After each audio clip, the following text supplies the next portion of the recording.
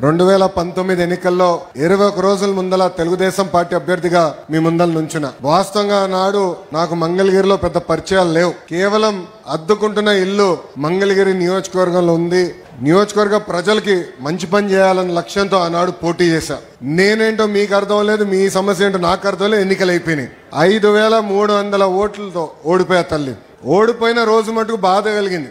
కానీ రెండో రోజు నుంచి ఆ బాధ, ఆవేదన నాలో కసి పెంచింది. మంగళగిరి ప్రజలకి మంచి పనులు చేయాలా, ప్రతిపక్షంలో ఉన్న పర్వాలేదు, వాళ్ళ మనసు గెలుచుకోవాలని లక్ష్యంతో ఆనాడు నుంచి నా పని ప్రారంభించాను. తల్లి ఒక్కసారి ఆలోచించండి. ప్రతిపక్షంలో ఉన్నప్పుడు మీ ఆరోగ్యం కోసం ఎన్టీఆర్ సంజీవిని పెట్టా.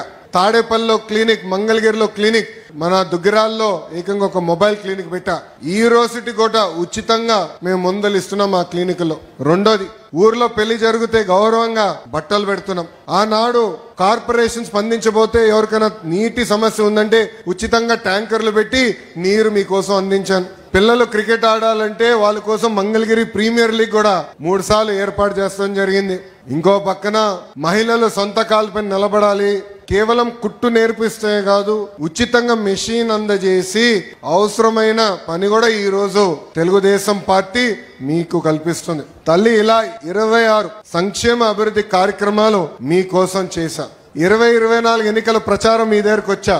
ఆనాడు మిమ్మల్ని ఒకటే కోరా, ఓడిపోయిన లోకేష్ ఇంత పని చేస్తే రేపు గెలిచిన లోకేష్ ఎంత పని చేస్తాడో ఒక్కసారి ఆలోచించమని కోరా.